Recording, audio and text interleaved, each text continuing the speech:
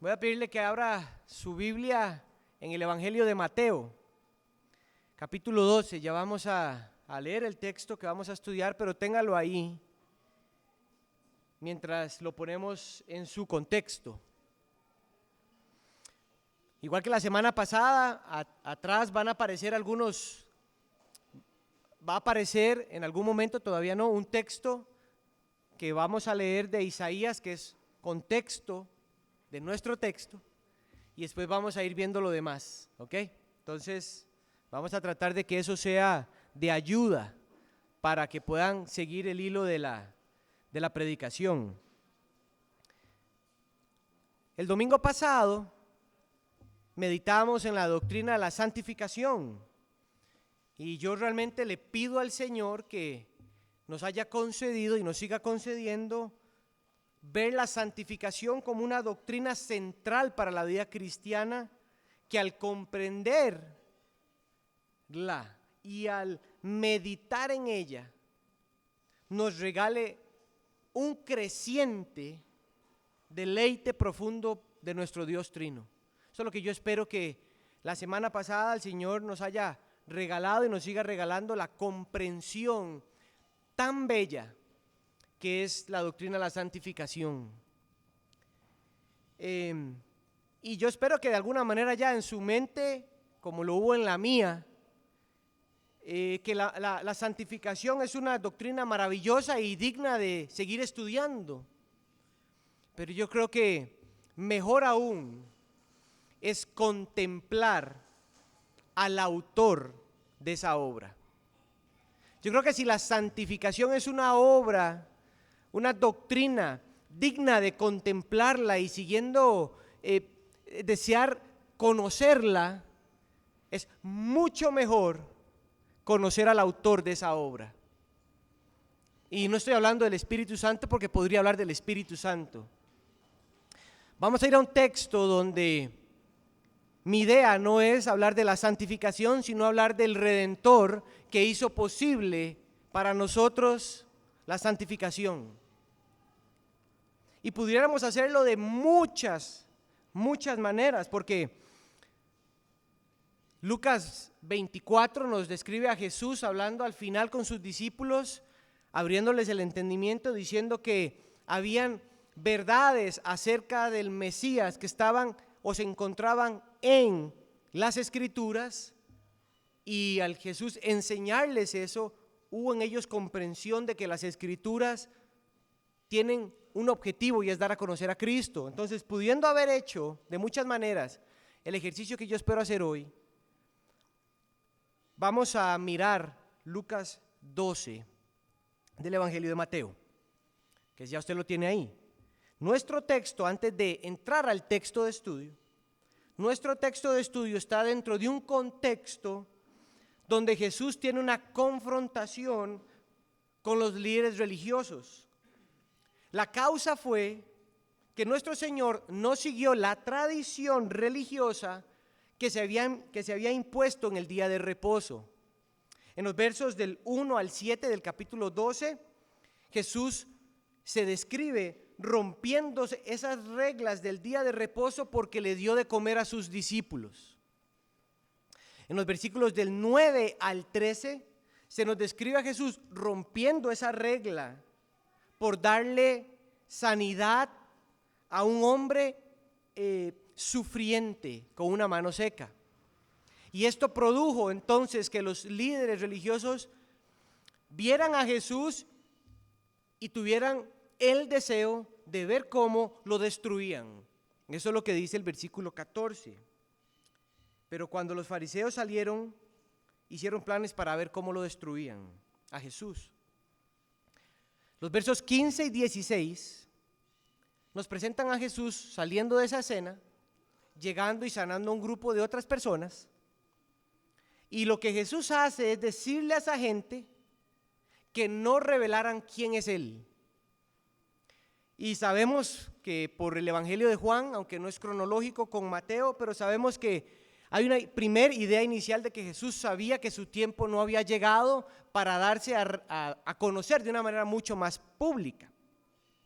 Pero lo que Mateo está dando a entender es que cuando Jesús le dijo a esa gente que no dijeran o revelaran quién era, es que Jesús no quería sobresalir como un obrador de milagros. La exhibición vana y la gloria terrenal y cosas similares no eran lo que constituían el ministerio de Jesucristo. Él no se encarnó para venir a sanar gente. Él no peregrinó en el mundo para sanar gente. Era parte de, pero no era su fin último. Él no vino para eso y no vino para hacerlo de esa manera. Voy a hacerme esto nada más para adelante para no ver así, ya, ahora sí. Que siento el micrófono muy cerca y ante esa imagen de Jesús teniendo una confrontación con los líderes y viendo que le dio de comer a sus discípulos, viendo lo que sanó a un hombre sufriente, que aquí hay un texto para comparar que los hombres creados a la imagen de Dios no tienen ninguna comparación con los animales. Es el hombre sufriente y Jesús dice, ¿acaso de ustedes, si no tuviera una oveja que está pegada y necesita que la saquen, ustedes no la sacarían? ¿Sí? Bueno, ustedes valen más que una oveja, ahí está. Los animales no son comparables con el ser humano ni un trato similar al de los seres humanos. No se lo merecen porque no son creados a imagen de Dios. Merecen un trato de cuidado, pero no como el ser humano. Y eso yo espero que revuelva su corazón un poquito. Mateo ve eso, ve a Jesús haciendo un ejercicio donde los fariseos no querían ayudar. Jesús está ayudando a un hombre sufriente. Se aleja y hay una gran multitud y Jesús los sana, les ayuda, pero les dice, no hagan nada, no digan nada. Y es ahí entonces donde Mateo, guiado por el Espíritu del Señor, interpreta un texto del Antiguo Testamento en Isaías, capítulo 42, del 1 al 4, que es el que va a aparecer en la pantalla. El texto que va a aparecer es el texto literal de Isaías. Y esto es súper interesante porque aquí lo que está haciendo el Espíritu del Señor, cuando Mateo escribe, ¿verdad? Porque Mateo no es que está escribiendo el Evangelio mientras va caminando con Jesús. Él escribe el Evangelio mucho tiempo después. Y cuando viene a la mente de Mateo por el Espíritu que es hora de escribir esto acerca de Jesús, el mismo Espíritu trae congruencia al entendimiento de Mateo y lo lleva a Isaías 42 del 1 al 3, que Isaías 42 hasta Isaías 53 es una porción que habla del Mesías. Y oigan lo que dice Isaías, no son las palabras de Mateo, porque vamos a ver que Mateo parafrasea, pero este es el texto que él tiene en su mente. Este es mi siervo, a quien yo sostengo, mi escogido, en quien mi alma se complace. He puesto mi espíritu sobre él. Él traerá justicia a las naciones. No clamará ni alzará su voz, ni hallará oído su voz en la calle. Perdón, no hará oír su voz en la calle. No quebrará la caña cascada, ni apagará la mecha que casi no arde, sino con fidelidad traerá justicia. No se desanimará ni desfallecerá hasta que haya establecido en la tierra la justicia. Su ley esperarán las costas. Ese es el texto que viene a la mente de Mateo, y él viendo a Jesús, acordándose de Jesús con cierto carácter mesiánico, es que ahora Mateo, cuando va a escribir su evangelio, escribe nuestro texto. Ahora vamos a leer nuestro texto ahora. Ese es el contexto. Esto es lo que Mateo escribe. Verso 18 de Mateo 12. Este es mi siervo a quien he escogido, mi amado en quien se agrada mi alma. Sobre él pondré mi espíritu y a las naciones proclamará justicia. No contenderá, ni gritará, ni habrá quien en las calles oiga su voz. No quebrará la caña cascada, ni apagará el pabilo, Reina Valera, no apagará el pabilo que humea, hasta que lleve a la victoria la justicia. Y en su nombre las naciones pondrán su esperanza. Mateo quiere que sus lectores, nosotros, entendamos quién es y contemplemos quién es este Cristo Jesús que está delante de Él y ahora delante de nosotros. Mateo quiere que sus lectores vean a Jesús como el siervo, que es referencia al Mesías de Dios. La idea que yo creo que estos textos nos dan, y esta es la idea que vamos a estudiar del 18 al 21, es: Cristo es nuestro Salvador compasivo en quien descansa nuestra esperanza. Cristo es nuestro Salvador compasivo en quien descansa nuestra esperanza. Hay palabras puntualmente escogidas aquí. Y a través de 4 ideas acerca de Cristo, yo quiero que el Señor nos conceda contemplarlo para que usted y yo disfrutemos de un entendimiento de Cristo que a veces no tenemos de Él en ciertos momentos de nuestra vida. Así como hay momentos de la santificación que no entendemos, yo estoy seguro que en Iglesia de la Gracia hay necesidad de una comprensión de Cristo de una forma que muchas veces no la vemos. Y este es un texto que yo le pido al Señor que nos conceda hacerlo. A través de 4 ideas, estas son las ideas, y todas son como un llamado a la conciencia. Y a la conciencia no es como que usted sienta culpabilidad, es un llamado al despertarnos. Eso es lo que quiero decir con conciencia. La primera es: contempla a Cristo tu Salvador. La segunda, contempla su actitud al realizar su obra. La tercera, contempla su corazón para con tu vida. Y la última es: contempla a Cristo tu esperanza. Algunas van a tener más grueso de enseñanza, otras menos, porque si yo pudiera me quedaría solo con el verso 20, pero no es el deseo en este momento de hacerlo. Primera verdad o idea acerca de Cristo: contempla a Cristo tu Salvador. Verso 18. Este es mi siervo, a quien he escogido, mi amado, en quien se agrada mi alma. Sobre él pondré mi espíritu y a las naciones proclamará justicia. Mis hermanos, solo ese texto te da la idea de contemplar a un Cristo quien es tu Salvador. Y yo lo voy a hacer a través de 4 formas que el verso 18 nos ayuda a contemplarlo. Lo primero es que Él es el siervo escogido de Dios. Eso es lo que dice inicialmente el verso. La idea aquí es que Dios Padre escogió al Hijo como su único, exclusivo y escogido por sobre todo para que la obra de redención que planificó desde antes de la creación fuera Él quien lo llevara a cabo. No hay otro mediador entre Dios y los hombres. No hay otro Salvador fuera de Cristo. 1 Timoteo 2:5. No hay, no existe. Él es el siervo escogido. La palabra siervo comunica la idea de no solo un esclavo, sino que vamos a expandirla un poco. La idea de siervo es la idea de alguien dedicado a las cosas de Dios y a cumplir los propósitos de Dios con una actitud humilde.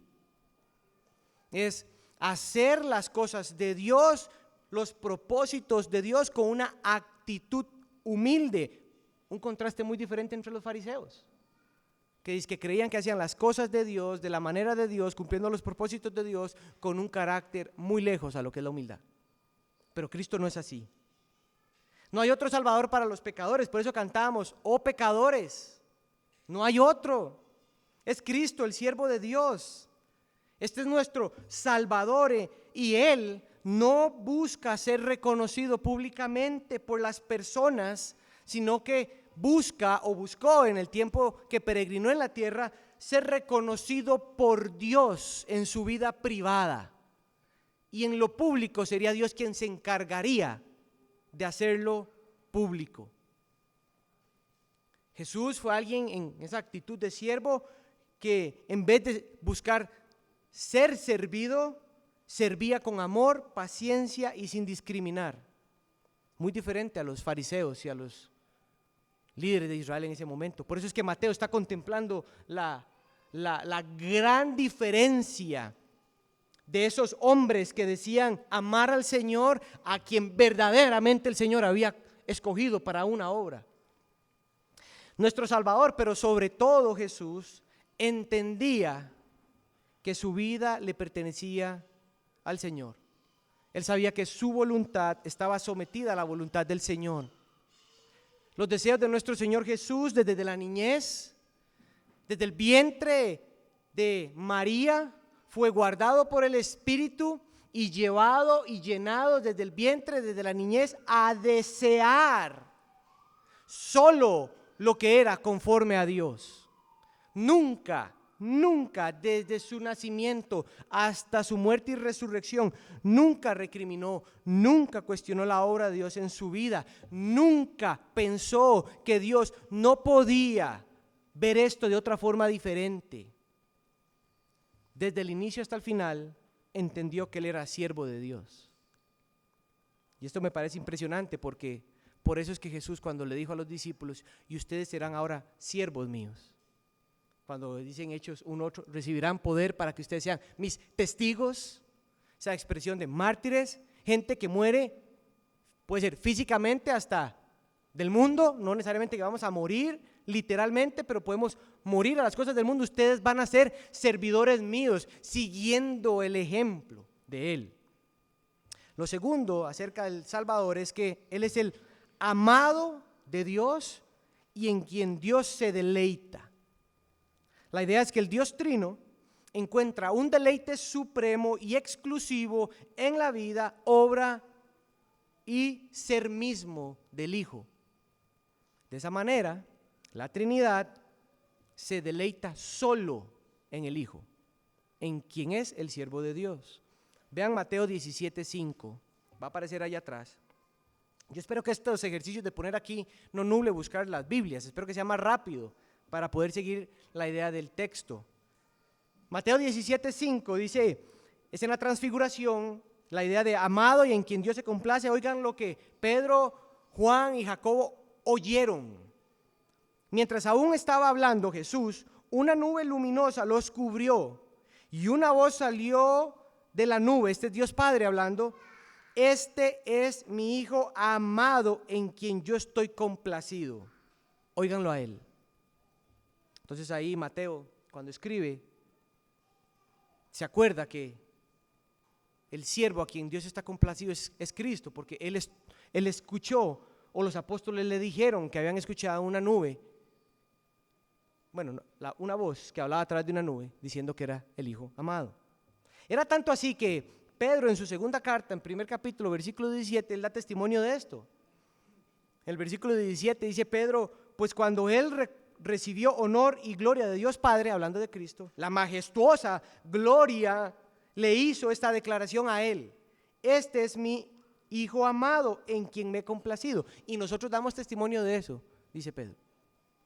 Dios, mis hermanos, el punto es que Dios está complacido con la obra de redención que Cristo hizo a nuestro favor. Dios no tiene otro por el cual se deleita, sino solo en el Hijo. Pero al mismo tiempo, el Hijo ha revestido de toda su justicia y de toda su santidad a aquellos a quien el Padre le ha dado para salvación y para preservación hasta el final de los tiempos. Así que nosotros, al estar en el Hijo, gracias a su obra de redención aplicada por el Espíritu Santo, nuestro Dios encuentra deleite en sus hijos adoptivos cuando cultivamos nuestras vidas en Cristo y crecemos a su imagen. Dios encuentra deleite en sus hijos. Dios encuentra deleite en los suyos. ¿Te puede imaginar eso? Dios, cuando te ve y me ve, deseándolo, buscándolo. Todo lo que hablamos de la santificación la semana pasada, para no repetir el sermón. Todo lo que hablamos la semana pasada de la santificación y ese deleite y deseo por Dios, Dios se deleita en ver a sus hijos deleitándose en Él. Y la única forma de que Dios se deleite en nosotros es porque Él se deleita en el Hijo. Y el Hijo nos ha revestido de Él. Vean el Salmo 149:4. Porque el Señor se deleita en su pueblo. Dios se deleita en su pueblo. Adornará de salvación a los afligidos. Sofonías 3:17 dice: el Señor tu Dios está en medio de ti, guerrero victorioso, se gozará en ti con alegría. Se gozará en ti con alegría. En su amor guardará silencio, se regocijará por ti con cantos de júbilo. Aquí la idea es Dios cantando de alegría por su pueblo. Todo gracias al siervo de Dios en el cual Dios encuentra un deleite. Qué consuelo, mis hermanos, es saber que el amor y complacencia de Dios está en Cristo y por lo tanto nosotros que estamos en Cristo experimentamos el amor de Dios y el deleite de Dios en nosotros. Entiendan bien esto. Es por el Hijo que usted y yo, que aquí entra la doctrina, si tuviera otro tiempo para predicar, predicaría la adopción. La doctrina de que usted y yo somos parte de la familia de Dios por Cristo, hace que Dios se deleite en todos sus hijos. Gracias. Amén. Dios encuentra deleite en sus hijos. Lo tercero, acerca del Salvador que estamos contemplando en el verso 18, es que Dios puso su Espíritu sobre él. Y aquí la idea nada más es que el Hijo, como siervo de Dios, fue lleno del Espíritu Santo para realizar su obra de redención. Desde el nacimiento virginal, porque fue concebido por el Espíritu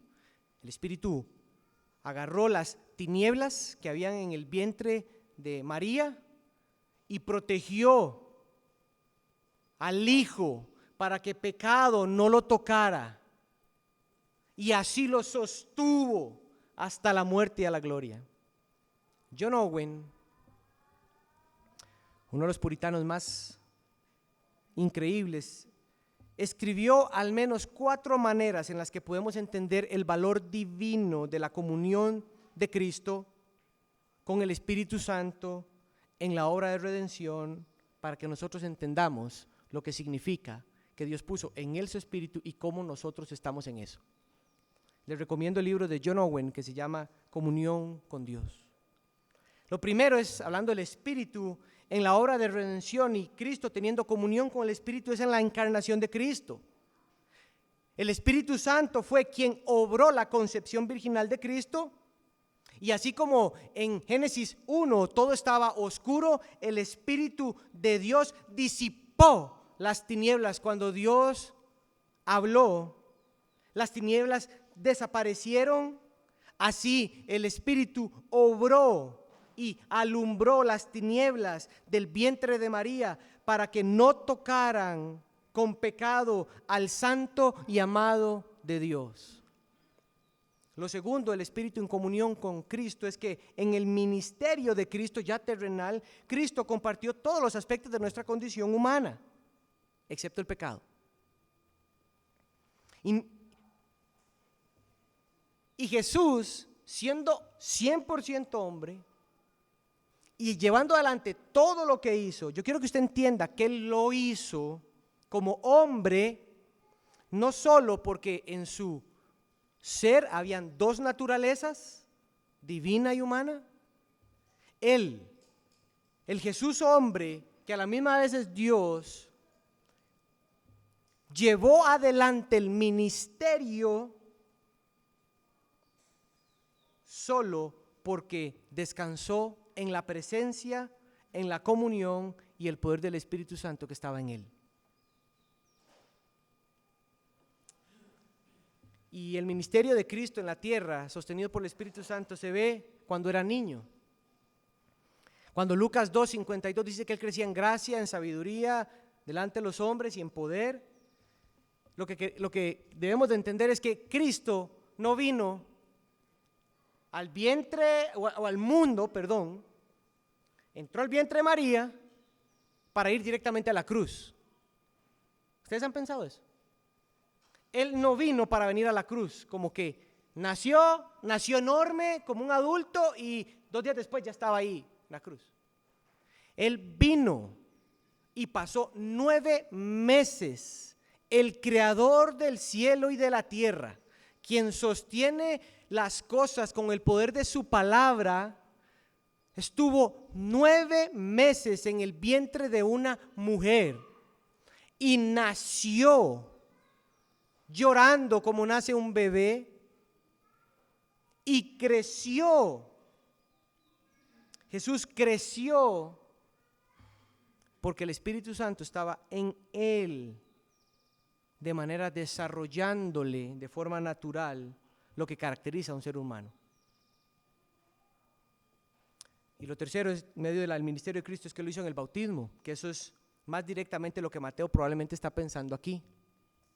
Cuando Mateo dice que sobre él pondré mi espíritu, Mateo es lógico que se está acordando del momento cuando llegó Juan el Bautista y bautizó a Jesús, y va a estar allá en Mateo 3, 16, 17, dice que Juan está ahí y algo se escuchó en lo creado. Verso 16, después de ser bautizado Jesús, salió de agua inmediatamente. Ese es el Hijo encarnado. Salió inmediatamente del agua. De los cielos se abrieron y vio al Espíritu de Dios que descendía como paloma. Es el Espíritu Santo. Descendía sobre Jesús y una voz del cielo habló. Ese es Dios Padre, la Trinidad. Y esto es lo que el Padre dice: este es mi Hijo amado en quien me he complacido. Entonces Mateo, cuando está pensando en que Dios pone su Espíritu, está acordándose de la única forma que él vio, pero no fue la única forma en lo que sucedió. Él vio y entendió que el Espíritu Santo, cuando descendió sobre Jesús, lo está llenando y capacitando para llevar adelante la obra.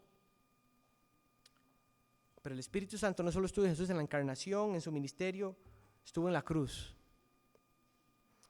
Mis hermanos, nuestro Señor, este Salvador, fue sustentado por el Espíritu para soportar la cruz. Solo teniendo comunión con el Espíritu Santo, Cristo pudo soportar el peso de los pecados de su iglesia y hacer expiación por ellos. A veces pensamos en Cristo solo como Dios y listo, pero está el Espíritu Santo sosteniéndolo ahí. La Trinidad está en medio de toda la obra redentora cuando es el Hijo que la está llevando a cabo. Jesús es apoyado por el Espíritu Santo cuando Él decidió ofrecerse al Padre para salvar a su iglesia.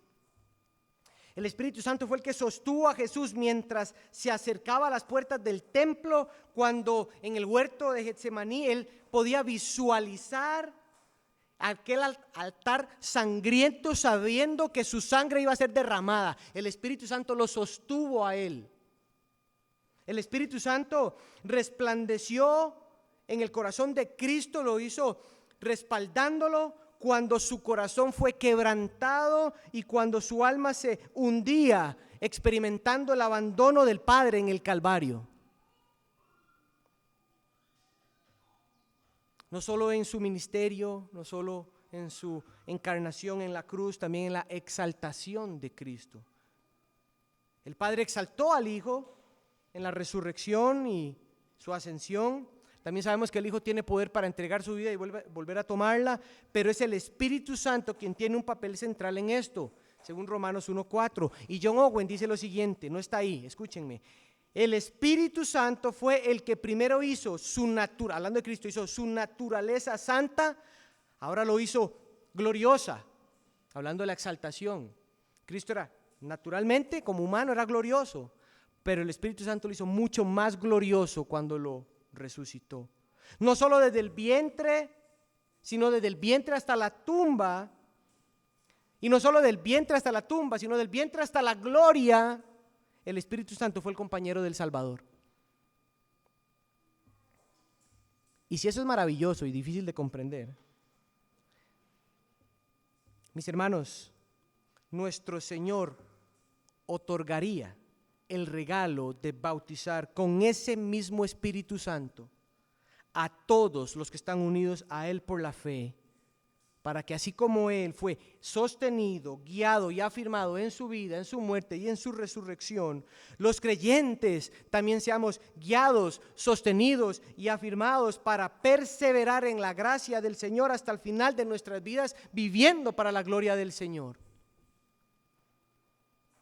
Hechos 1:8 dice, y va a estar ahí 3 textos nada más: pero recibirán poder cuando venga el Espíritu Santo sobre ustedes y van a ser mis testigos. El Espíritu Santo es la promesa para el creyente de crecer para la gloria del Señor. Romanos 5:3, nos gloriamos en las tribulaciones, sabiendo que produce paciencia, y la paciencia produce carácter probado. Esto produce esperanza, y la esperanza no desilusiona. ¿Y por qué no desilusiona? En medio de los sufrimientos. ¿Por qué no es que no tenemos impaciencia? ¿O por qué no es que no tenemos desesperanza? Porque es que los creyentes pueden, en medio de los sufrimientos, experimentar paciencia, carácter, esperanza. ¿Por qué? Porque el amor de Dios, en el amor Dios que tiene por los suyos, Él derramó en nuestros corazones el Espíritu Santo. El Espíritu Santo es el que nos sostiene como sostuvo al siervo de Dios. Es el mismo, no cambia, ni menos poder, ni más poder, es el mismo. Y Gálatas 4:6 dice, y porque ustedes son hijos, ¿sabe qué hace Dios con sus hijos? Dice el texto, Dios ha enviado al Espíritu de su Hijo a nuestros corazones, para que nosotros podamos decir, Padre. El Hijo tuvo el corazón para adorar al Señor por el Espíritu. Nosotros tenemos el corazón para adorar a Dios por el mismo Espíritu. Y número 4, acerca del siervo, es que Cristo proclama el Evangelio, dice el texto, y a las naciones proclamará justicia. Lo que el siervo de Dios proclamaría en la expresión de justicia es que no hay forma, ni camino, ni obras que el hombre pueda realizar o cumplir para acercarse a Dios, para tener comunión con Dios, para tener paz con Dios, para tener deleite con Dios, para conocerle profundamente, si no es exclusivamente por medio de Jesucristo.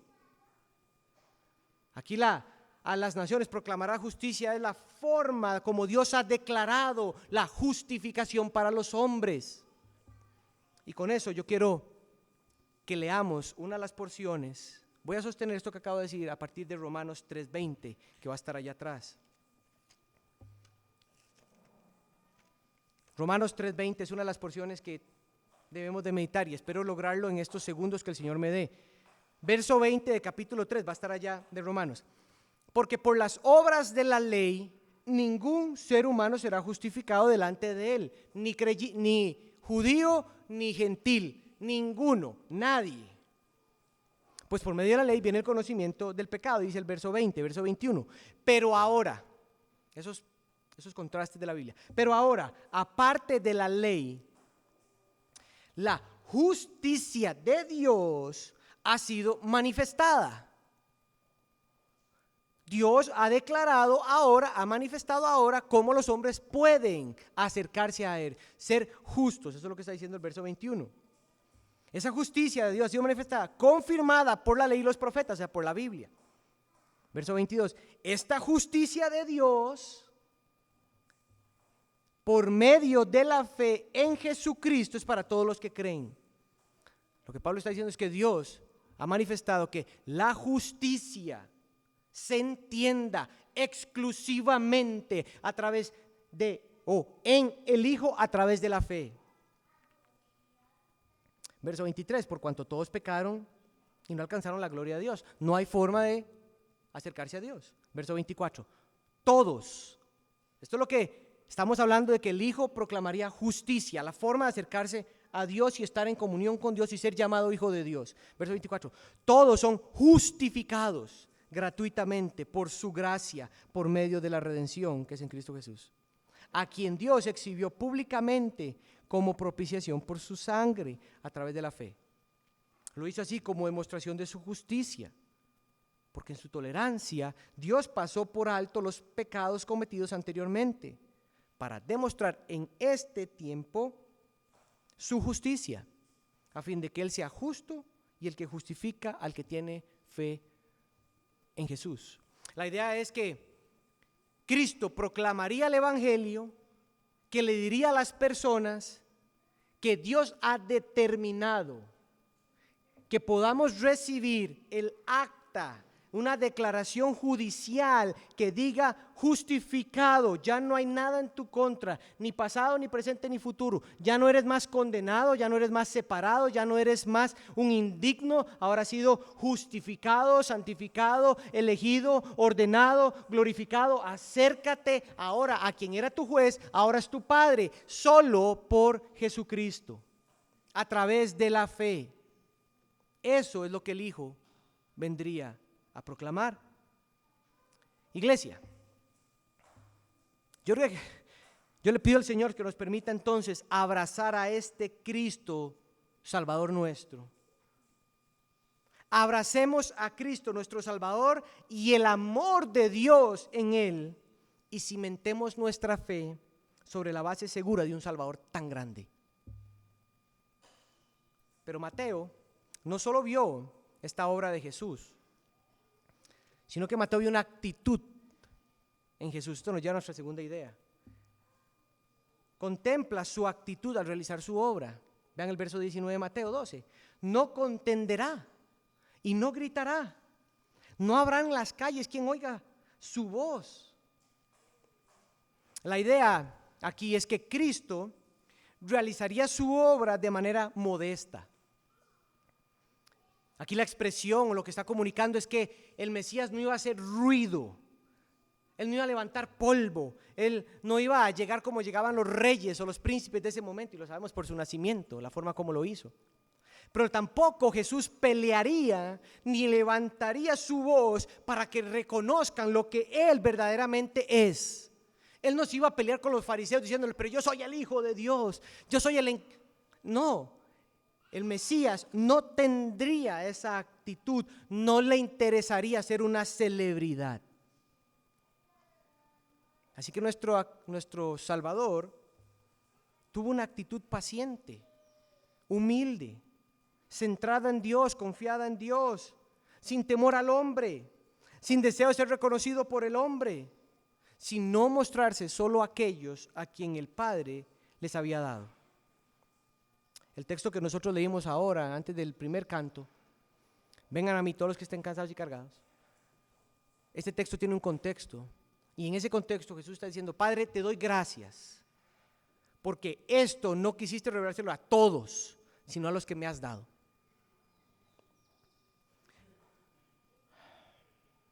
Pero el texto, que aunque dice que Jesús no va a hacer un alarde de su llegada, no significa que nuestro Señor estuvo mudo.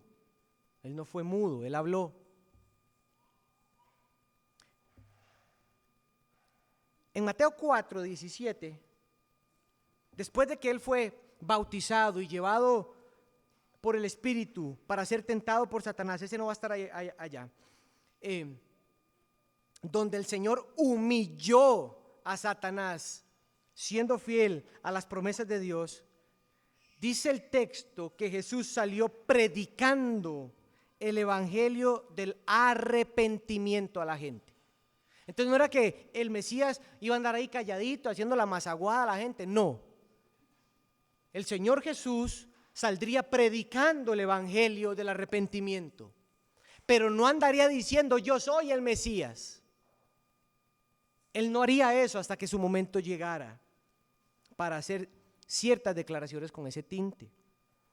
Pero también, no solo predicó el arrepentimiento, Jesús hizo declaraciones públicas de quién era Él. En cierto sentido, en Lucas 4, 16 al 21, cuando leyó Isaías 61, él dijo, esta profecía se ha cumplido hoy aquí, que el Espíritu de Dios está sobre mí en la sinagoga. Entonces tampoco fue que Jesús andaba tapándose. Son esos momentos donde él alzó la voz. Pero la idea es que la actitud de nuestro Salvador no sería esa actitud celébrica, pública, como que anda buscando a ver quién lo reconoce. Jesús, si yo tengo que decir que Jesús alzó la voz, voy a hacerlo nada más en 2 veces. Creo que eso lo dijo varias veces. Pero una fue en Mateo 11, que va a aparecer 28, cuando él alzó la voz y dijo, vengan a mí, porque estaba entre las multitudes, vengan a mí, todos los que estén cargados y cansados, yo los haré descansar. En Juan 12:48, cuando él bajó a la fiesta, que a la primera vez había dicho que no iba a ir, después bajó, gritó en sentido de alzar su voz, no gritó, él alzó su voz y dice, el que cree en mí, no cree en mí, sino cree en aquel que me ha enviado, haciendo un llamado a entender que él era el siervo del Señor. Pero la actitud de este Mesías tiene un reflejo de su corazón, y aquí es donde yo espero ministrar nuestras almas con mucho más atención. Hemos contemplado a nuestro Salvador, el siervo, el amado de Dios, en quien su alma se complace, quien tendría su espíritu y quien anunciaría el evangelio con justicia. Pero también acabamos de darnos cuenta que haría eso con un corazón humilde, con una actitud humilde, porque es un siervo, no le interesa llamar la atención. Ese siervo tiene un corazón, y ese corazón es un corazón que yo estoy seguro que muy pocos de nosotros conocemos. Y es el corazón que está en el versículo 20, y esta es la idea: contempla su corazón para con tu vida.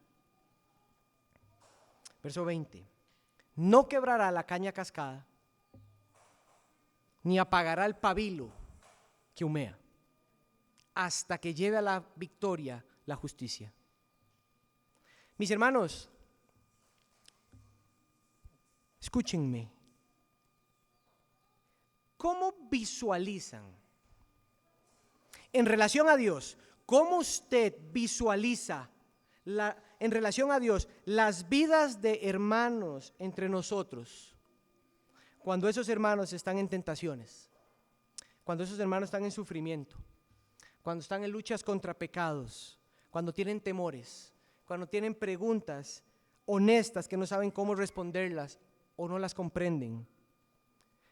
¿Cuál es su visualización de ellos en relación a Dios cuando esos hermanos desean y hay en ellos deleite en el Señor y conocerles más y más y más, pero como que algo les cuesta? ¿Ves en ellos devoción al Señor y ves fe en la gracia del Señor? Los ves ahí, pero te encuentras que están en sufrimientos, dificultades, fragilidad. ¿Cuál es tu visualización de ellos? Ahora déjame cambiar la pregunta. ¿Cómo usted se ve a usted mismo en relación a Dios cuando sos vos el que está en tentaciones, en sufrimientos, en dificultades, luchando arduamente en la gracia del Señor contra tus pecados?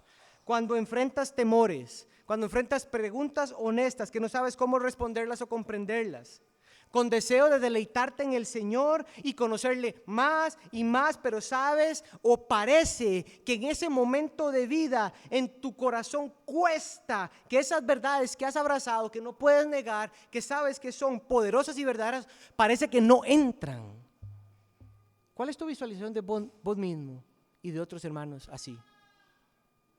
Aquí es donde yo espero que este texto de Mateo 12:20 te lleve a contemplar el corazón de tu Salvador para con tu vida. Cristo Jesús conoce lo más profundo de la vida de todos sus redimidos. Ninguna vida se escapa de su pastoreo y de su cuidado.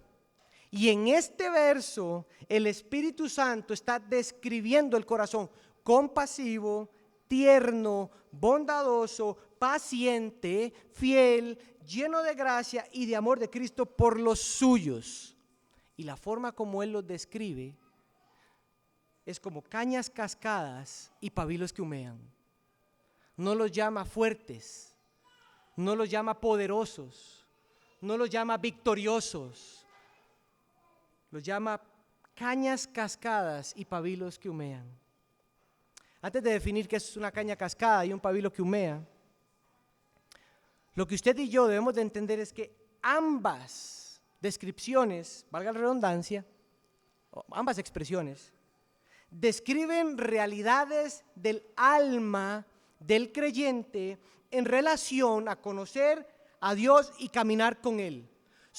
Es una realidad interna del creyente en relación a su Señor y caminar con Él y conocerle a Él, que se pueden experimentar, ya sea en distintos momentos de la vida, según el designio divino de Dios, como también puede estarnos describiendo no solo esos momentos de vida, sino estamos hablando ya de vidas ordenadas por Dios en las que Él soberanamente determinó vidas sufridas, complejas, difíciles, débiles, frágiles, pero el Señor les da y le dará todo lo que necesiten para conocerle, deleitarse en Él y crecer en devoción a Él. ¿Cuál es tu visualización de tus hermanos? ¿Cuál es la visualización de tu propia vida? La caña cascada es una rama que está a punto de quebrarse, pero no se quiebra. No importa el viento que le pegue, no se cae. No importa el clima que le sobrevenga, no se quiebra. El pabilo que humea es un pedazo de tela que contiene una chispa de fuego, pero que nunca parece encenderse del todo, que parece que está apagada, pero no lo está, solamente no agarra fuego. Ser una caña cascada o un pabilo que humea es experimentar la vida cristiana de la fragilidad, de la debilidad en la fe, o débil en la esperanza. Es ver nuestro pecado y aborrecerlo y mortificarlos en la dependencia del Espíritu, pero entender y ser entendido de que parece esa lucha nunca acabarse.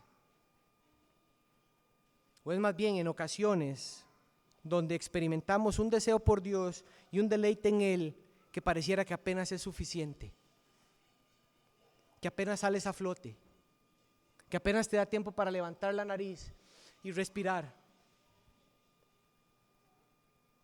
Es en esos momentos donde experimentas la gloria de las bellezas del Señor en su palabra y meditas en ellas, pero sientes que tu alma es débil. Donde a veces la experiencia de la fe se siente que se apaga, pero no sucede. Es ese momento de caminar con Dios cuando sientes que te vas a quebrar, pero no te quiebras. Eso puede ser desde momentos que el Señor te lleve ahí, a como una vida que el Señor determinó para ti. ¿Y sabe cómo lo ve? Como una caña cascada que no quiebra y no apaga. Y la caña no se quiebra y el pabilo no deja de humear, no porque tengan la capacidad, es porque hay algo que lo sostiene. Y esa chispa que parece que se va a apagar pero no se apaga, o esa caña que hay algo que lo sostiene, eso es celestial. Y Dios lo preservará así en medio de la realidad de la corrupción presente en ese creyente aún. Lo hará así porque de esa manera promoverá la gloria de su gracia poderosa en sus hijos. Déjeme darle varios ejemplos. Pedro fue cascado. cuando lloró amargamente por negar al Señor Jesús. Pablo fue cascado cuando Dios le envió un mensajero de Satanás para que no se exaltara. Pero ninguno fue quebrado ni apagado porque Cristo lo sostuvo. Nuestro Salvador tiene un corazón para con nosotros, mis hermanos, amados del Señor, que así es como Pablo llama muchas veces a los creyentes. Él, este Salvador que estamos contemplando, tiene un corazón que es buen médico para tratar todas las enfermedades, pero tiene una especialidad para vendar el corazón quebrantado. Él murió para sanar nuestras almas con el bálsamo de su propia sangre y para salvarnos mediante esa muerte que nosotros mismos causamos por nuestros propios pecados. Pedro no fue cascado. Pedro tampoco fue apagado en su negación. Pedro negó al Señor, pero el Señor no negó a Pedro. Pedro pensó que tenía una luz grandísima. Romanos 12:3, mi hermano, no pienses de vos más de lo que deberías de tener, piensa conforme a la medida de gracia que el Señor te dio. Pedro pensó que tenía una luz y que era una caña firme. Yo nunca te voy a negar, Señor, yo iré contigo hasta la muerte. Pero cuando llegó el momento, se dio cuenta que tenía una pequeña lucecita. Pero para mí uno de los relatos de mayor experiencia de una caña cascada o un pabilo que humea se encuentra en Mateo 9. Es uno de mis textos que me ha hecho meditar por mucho tiempo ya. Creo que va a estar ahí. Igual se lo voy a describir. Marcos 9. La idea de Marcos 9 es que los discípulos estaban o habían sido encargados por Jesús para sacar o echar fuera demonios. Pero cuando Jesús regresa, hay un hombre que tiene un hijo y estos discípulos no logran sacarle el demonio, el espíritu. Y Jesús se acerca y le dice: ¿pero qué es lo que pasa? Y es que el Señor le dice: es que he traído a mi hijo y que tiene un espíritu mudo, que siempre se apodera de él porque lo hace crujir los dientes, lo tira al fuego, no se quema, lo tira al agua, no se ahoga, pero ellos no pueden hacer nada.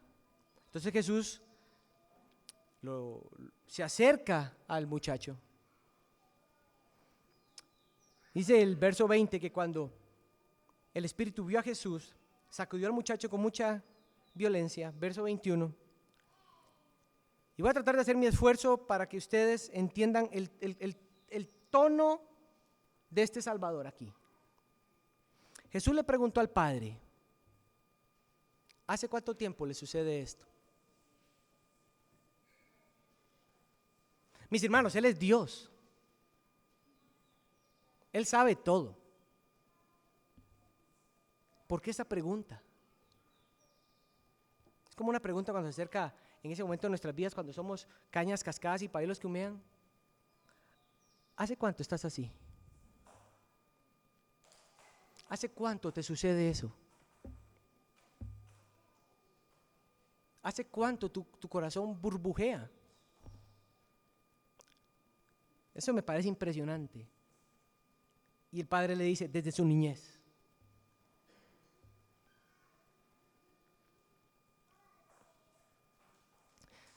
Muchas veces ese espíritu lo ha echado en el fuego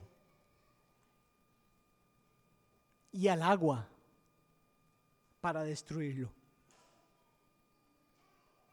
Imagínense, son ustedes padres de un muchacho, probablemente es un adulto aquí, pero desde la niñez. ¿Hace cuánto estás así? Y el padre aquí como frágil le dice: siempre. Aquí es donde yo creo que está la expresión de una caña cascada y un pabilo que humea. Pero si tú puedes hacer algo. Pero si tan solo tú puedes hacer algo. Mis hermanos, piensen sus vidas y las vidas de otros hermanos. ¿Cuántos de nosotros le decimos, Señor, si tú puedes hacer algo? Pero si no tenemos un entendimiento claro de quién es este Salvador, cuando tengamos esas ideas, lo que va a venir a nosotros va a ser un legalista que le va a decir, no pienses así de tu Señor, porque Él pagó en la cruz, ríndete ante Él y comienza a pensar otras cosas. Pero este Salvador se acerca y este hombre le dice, si tú puedes hacer algo, ten misericordia de nosotros y ayúdanos. Y el Señor Jesús le dice, si puedo hacer algo, las cosas son posibles para los que creen. Es llamando al Padre a una confianza en Cristo, en una circunstancia, mi hermano, que hasta este punto de vida este hombre hubiera dicho, nadie me va a sacar de aquí, no existe nadie. ¿Has estado ahí? ¿Has estado ahí? ¿Cuántas veces podríamos nosotros sin decir nada, Señor? Desde hace mucho tiempo estoy aquí.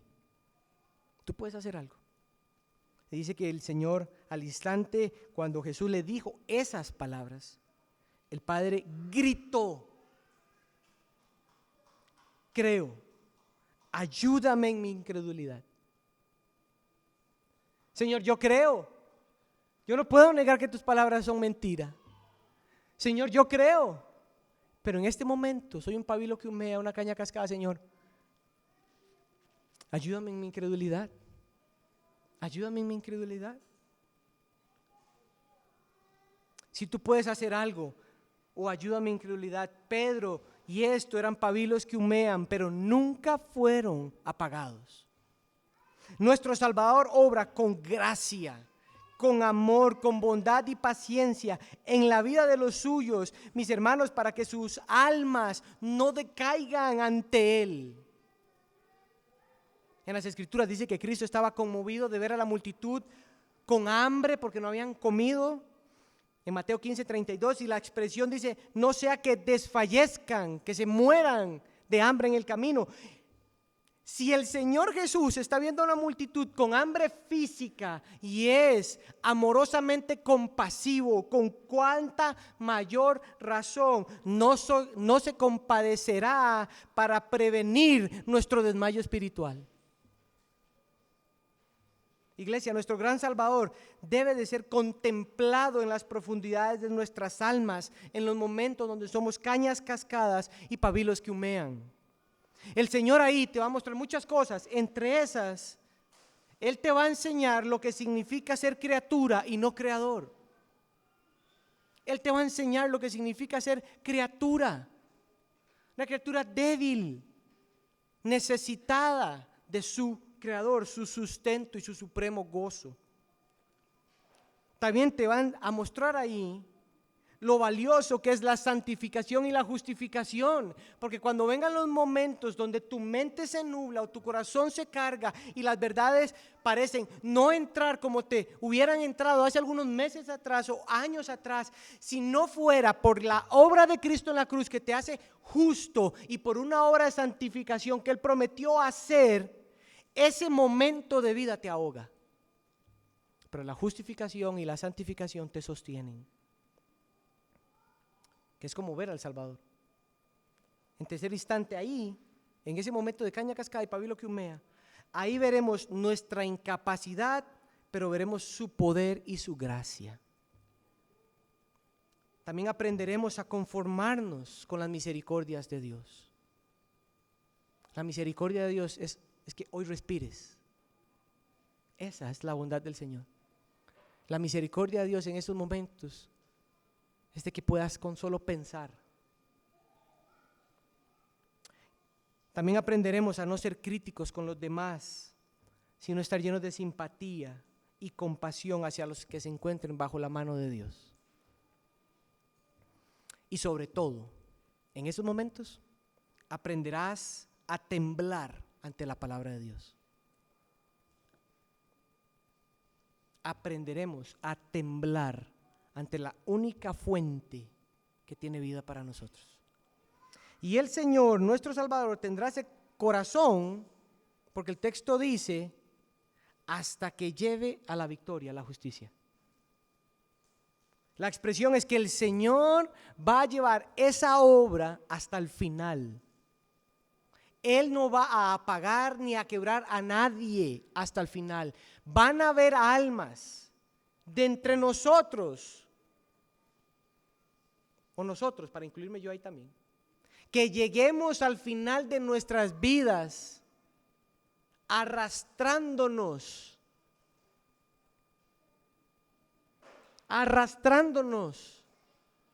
con la idea de que fue el Salvador que nos sostuvo hasta el final. Muchos de nosotros vamos a llegar hasta la eternidad habiendo sido abrazados por un mundo tan golpeado, pero siendo sostenidos por un Dios que controla ese mundo que nos golpeó. Van a haber unos de nosotros que van a comprender las bellezas de Cristo como nosotros estamos tratando de entenderlos hasta que sus ojos se cierren y vean al Salvador. Pero lo que puedan contemplar en ese tiempo será suficiente, porque el Señor no los va a quebrar ni los va a apagar. Y mis hermanos, ustedes ni yo tenemos la autoridad para hacerlo. No apagues un pabilo que humea. No quiebres una caña cascada. Ese puede ser tu cónyuge. Ese puede ser tu hermano en la iglesia. Y si el Señor no lo hace, no tienes autoridad para hacerlo. No lo hagas. Y así que Cristo es nuestro Salvador compasivo. Tiene que ser nuestra esperanza. Y eso es el último texto, o la última porción. Contempla a Cristo tu esperanza, verso 21. Y en su nombre las naciones pondrán su esperanza. Y en su nombre las naciones tendrán su esperanza.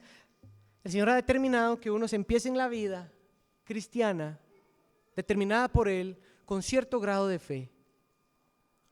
Y esos llegarán en una condición santa, sostenida, perfecta a los ojos del Señor, pero la sensación es que sentirás que habrás tenido que sufrir mucho. La sensación será de que como que comiste polvo, de estarte arrastrando apenas llegando.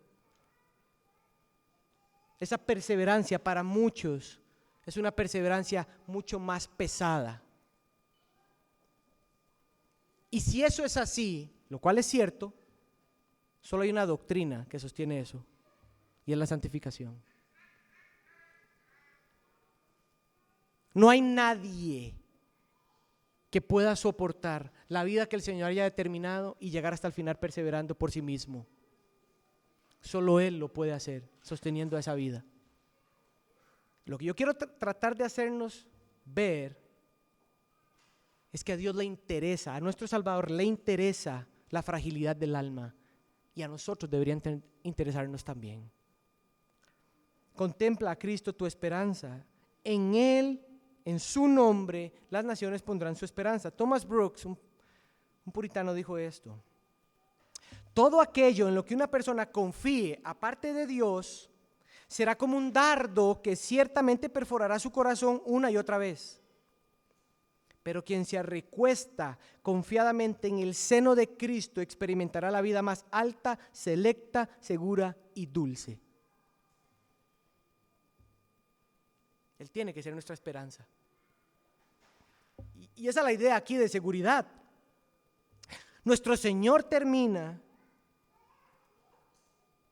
¿verdad?, su obra hasta el final. Verso 21 nos está hablando que en el nombre de Cristo, quien es la revelación de Dios a los hombres, en su nombre los creyentes que han creído y confiado en el Evangelio de todos los pueblos, tribus, lenguas, naciones, todos tendrán en Él su confianza anclada, como dice Hebreos 6:19, que Cristo es un ancla para nosotros.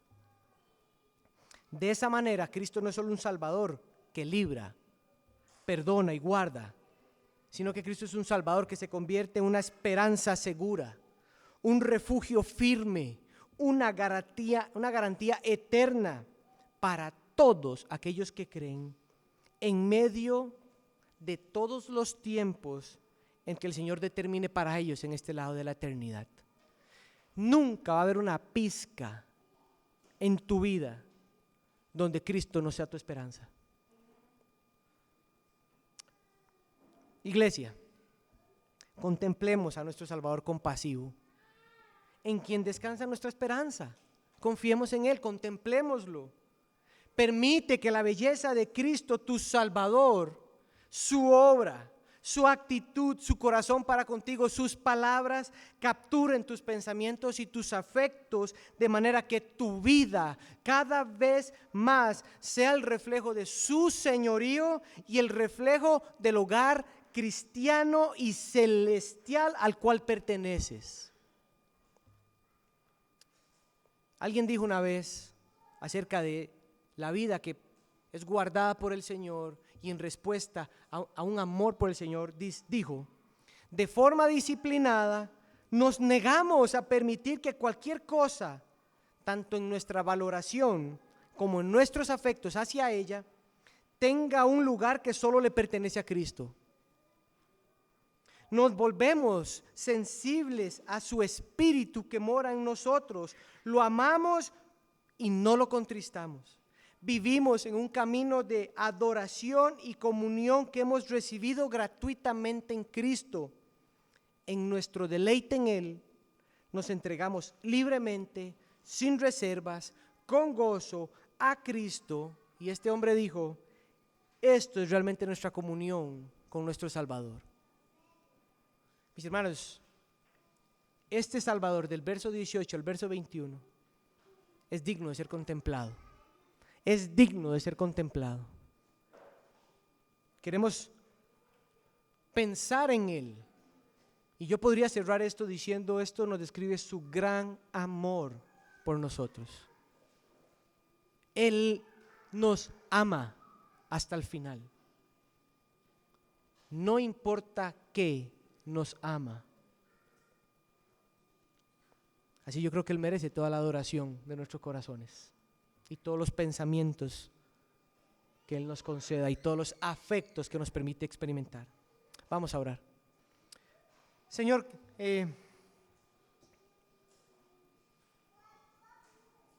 yo te doy gracias por tener un amor tan profundo por tu pueblo. Gracias, Señor, porque no hay nada dentro de nosotros o fuera de nosotros que impulse tu corazón a amarnos. Tú siempre nos has amado porque nos visualizaste en esa mente solo tuya, teniendo comunión contigo a través del Hijo. Y ahora que eso es realidad en nuestros corazones a través de la fe, podemos experimentar tu amor en todos los momentos de nuestra vida. Señor, sosténnos, afírmanos, concédenos, te lo pedimos, que podamos contemplar a Cristo Jesús, nuestro Señor, este gran Salvador, y que podamos cantar con gozo y alegría tu amor por nosotros. En el nombre suyo te lo pedimos. Amén y amén.